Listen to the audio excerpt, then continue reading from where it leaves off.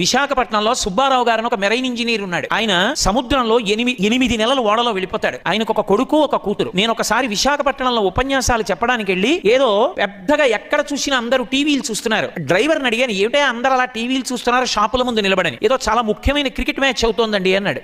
నేను వాళ్ళ ఇంట్లో బస చేశాను. నేను ఆ ఇంటికి వచ్చి ఆ అబ్బాయిని పిలిచాను.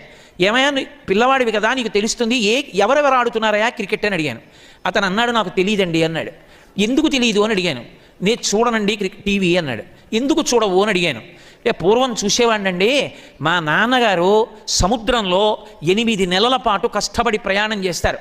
మా నాన్నగారు వెళ్ళినప్పుడు కాయగూరలు పళ్ళు అన్నీ కూడా పెద్ద బాక్స్లో పెట్టి పెడతాయి షిప్లో. అకస్మాత్తుగా షిప్లో ఎవరైనా చచ్చిపోతే అదే బాక్స్లో మళ్ళీ పడుకోబెడతారు. ఆ శవంతో పాటే ఉన్న కూరల్ని కడిగి వండుతారు. మా నాన్నగారు మా కోసమని ఆ కూరలు తింటారు. కావలసినట్టు వండి పెట్టేవాడు ఉండడండి.